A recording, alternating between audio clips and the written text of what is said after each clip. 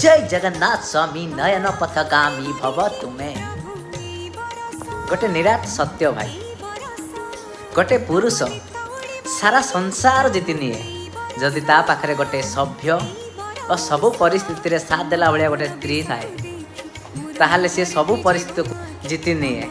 ताहले आपण मानको गोटे क्वेश्चन भाई, जदि गोटे पुरुष बाहा पाई गोटे झील पाखक जाए, जदि पुरुष बहुत सक्सेसफुल पाए, बहुत किसी टंका कमाए, तापर भी से झील को देखे, किंतु ता पछरे सी एटा देखे ना सी केते कमाउची, ता फैमिली कौन करुची, सी माने पुरुष केबे देखे ना।